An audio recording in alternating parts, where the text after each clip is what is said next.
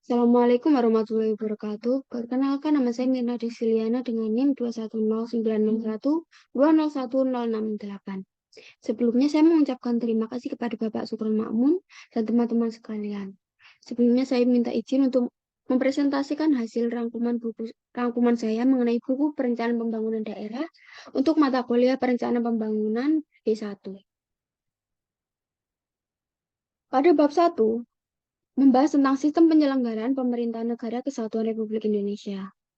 Konsepsi negara hukum dan negara kesatuan atau sistem pemerintahan negara Indonesia sudah dicantumkan dalam Undang-Undang Dasar Negara Kesatuan Republik Indonesia 1945 pada pasal 1 ayat 3 bahwa Indonesia adalah negara hukum. Hukum yang dimaksud adalah negara melindungi segenap bangsa Indonesia dan seluruh tumpah darah Indonesia dan memajukan kesejahteraan umum serta mencerdaskan kehidupan bangsa. Bab 2 mengenai desentralisasi pemerintahan. Desentralisasi bertujuan untuk meningkatkan pelayanan untuk kesejahteraan masyarakat.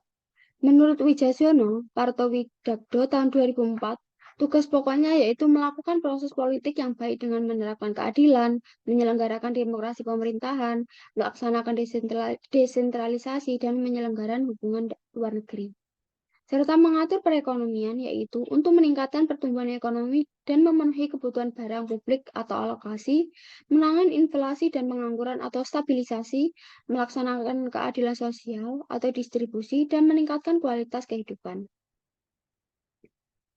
Bab 3 mengenai otonomi daerah.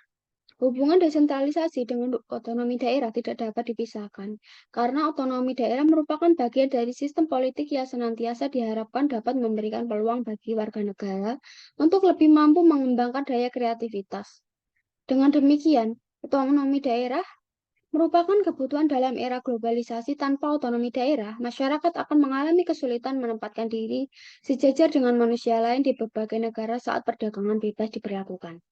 Secara prinsipil, kewenangan otonomi yang diberikan kepada suatu pemerintahan daerah dimaksudkan untuk memaksimalkan penyelenggaraan fungsi-fungsi pokok pemerintahan yang mencakup pelayanan, pemberdayaan, dan pembangunan. Bab 4 mengenai dekonsentrasi dan tugas pembantuan. Dekonsentrasi menyangkut pelimpahan atau pemberian wewenang atau penugasan kepada aparat atau pejabat pusat di tingkat lokal atau kepada suatu pemerintahan lokal, organisasi dan pemerintah atau swasta dan volunteer, badan usaha milik negara, badan usaha milik daerah, atau gabungan organisasi swasta untuk melaksanakan suatu kegiatan, proyek atau kepentingan pemerintahan dengan kewajiban untuk mempertanggungjawabkannya kembali pelaksanaan tugas tersebut kepada pemerintah pusat baik wewenang dalam pusat atau tidak. Bab 5 yaitu mengenai tantangan pembangunan daerah. Tantangan implementasi bersifat kumulatif. Berikut tantangan yang dihadapi pemerintah untuk melaksanakan pembangunan daerah, yaitu masih rendahnya profesionalisme aparatur pemerintahan daerah, baik dalam manajerial maupun pelayanan kepada masyarakat. Kemudian rendahnya efisiensi dan efektivitas kinerja lembaga, rendahnya kualitas proses perencanaan dan pengendalian pembangunan antar daerah, rendahnya pengelolaan keuangan, rendahnya kemampuan daerah menarik investasi, rendahnya kemampuan anggota DPRD, dan rendahnya pelayanan publik. Selain itu, ada tantangan dalam pengembangan wilayah, yaitu masih besarnya kesenjangan pembangunan antar daerah. Banyak daerah yang terisolasi menurunkan kesempatan kerja dalam berbagai sektor wilayah. Kemudian bab 6 membahas tentang pembangunan berkelanjutan dan ekologi pemerintahan. Konsep pembangunan berkelanjutan adalah pembangunan yang dapat memenuhi kebutuhan generasi saat ini tanpa mengorbankan kepentingan generasi yang akan datang. Pembangunan dalam hal ini mencakup upaya memaksimumkan net benefit dari pembangunan ekonomi yang berhubungan dengan pemeliharaan jasa dan kualitas sumber daya alam setiap waktu. Bab 7 mengenai indikator pembangunan. Indikator pembangunan manusia mencakup indikator kesehatan, pendidikan, dan ekonomi. Ketiga parameter ini akan digunakan untuk menyusun suatu indeks komposit yang dinamakan dengan Indeks Pembangunan Manusia atau IPM. Parameter kesehatan diukur dengan cara menetapkan angka harapan hidup. Parameter kedua yaitu pendidikan diukur dengan angka mulai hidup dan rata-rata lamanya sekolah. Serta terakhir parameter ekonomi diukur dengan daya beli. Bab 8 membahas tentang perencanaan dan penganggaran daerah. Perencanaan pembangunan ada beberapa tahap, yaitu tahap penyusunan rencana, penetapan rencana, pengendalian pelaksanaan rencana, dan evaluasi pelaksanaan rencana. Hal ini merupakan fungsi manajemen yang saling terkait, tidak bisa dipisahkan satu sama lain. Tolak ukur keberhasilan penyusunan rencana pembangunan daerah, yaitu sinergi perencanaan pembangunan antar pusat dan daerah, sinergi pencapaian pembangunan antar pusat dan daerah, sinergi pendanaan, yaitu desentralisasi, dekonsentrasi, dan tugas pembantuan, serta IPM meningkat. Indonesia menggunakan model di mana kelompok negara-negara yang melaksanakan strategi industrialisasi substitusi impor yang berorientasi pada pemenuhan pasar dalam negeri. Bab 9 mengenai desentralisasi fiskal. Desentralisasi fiskal adalah penyerahan sebagian atau tanggung jawab fiskal atau keuangan negara dari pemerintah pusat ke jenjang pemerintahan di bawahnya, seperti provinsi, kabupaten, atau kota. Beberapa tahun ini, banyak negara yang berkembang memilih desentralisasi fiskal sebagai salah satu cara meloloskan diri dari jebakan ketidakefektifan dan ketidakefisienan pemerintahan, ketidakstabilan makro ekonomi, dan ketidakcukupan pertumbuhan ekonomi. Disinilah substansi atau makna yang terkandung otonomi seluas-luasnya. Permasalahan yang rumit seperti terjadi ledakan jumlah penduduk, pengangguran, dan peningkatan angka kerja serta kemiskinan merupakan lingkaran yang mata rantainya harus diputus melalui kebijakan desentralisasi terintegrasi secara nasional. Disinilah desentralisasi harus dilaksanakan secara terstruktur, terintegrasi, dan adaptif. Mengingat masalah kependudukan di Indonesia terus meningkat, dan banyaknya kemiskinan dan pengangguran bukan hanya masalah lokal, melainkan masalah global. Bab 10 tentang dana perimbangan atau dana transfer. Dana perimbangan merupakan dana yang bersumber dari penerimaan anggaran, pendapatan, dan belanja negara atau APBN yang dialokasikan kepada daerah untuk membiayai kebutuhan daerah. Dana perimbangan disebut juga dana transfer atau grants. Hal ini diatur pada Undang-Undang Nomor 33 Tahun 2004 tentang perimbangan keuangan antar pemerintahan pusat dengan pemerintahan daerah. Pada pasal 39 menyebutkan bahwa dana alokasi khususnya dialokasikan kepada daerah tertentu untuk mendanai kegiatan khusus yang merupakan urusan daerah sesuai dengan fungsi yang ditetapkan dalam APBN. Bab 11 membahas tentang anggaran pendapatan dan belanja daerah atau APBD.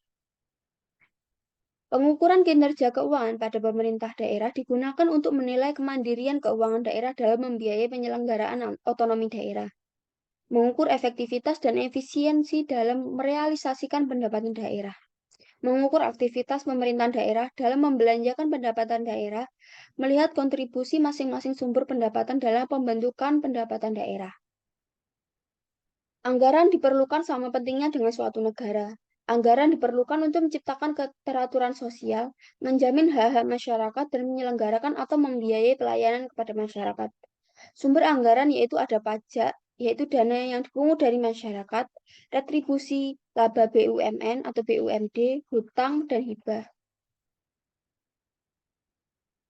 Kemudian pada bab 12 membahas tentang analisis anggaran pendapatan belanja daerah.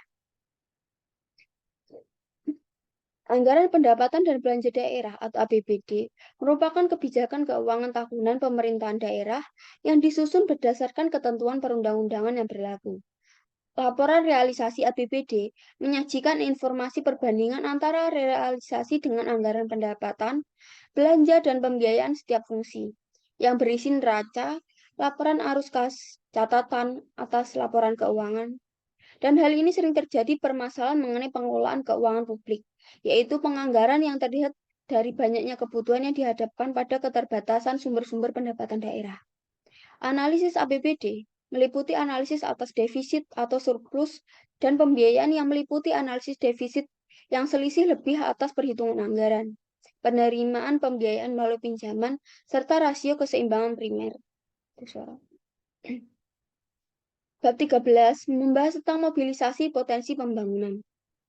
Investasi adalah motor penggerak bagi pertumbuhan ekonomi. Sementara itu, pembangunan di dalam era otonomi daerah yang sekarang ini berupa pemberdayaan daerah. Melalui penerapan otonomi daerah, diharapkan muncul pusat-pusat kekuatan baru di daerah dalam bidang ekonomi, sosial, dan politik. Namun, Mengingat keterbatasan dari pihak pemerintah, maka dalam hal ini diperlukan peran swasta di bidang investasi. Untuk mendorong dan menarik investasi ke daerah, yang diperlukan profil potensi daerah yang berisi tentang peluang usaha yang layak bagi investor. Kemudian, pada bab 14 membahas tentang pelaksanaan pembangunan. Proyek dapat dilihat sendiri oleh badan pemerintahan baik pemilihan proyek maupun badan pemerintahan lainnya. Aspek yang harus tampak pada satu proyek yaitu tujuan, sasaran, cara mengukur keberhasilan, jangka waktu pelaksanaannya, tempat, cara melaksanakan, kebijakan, serta tenaga.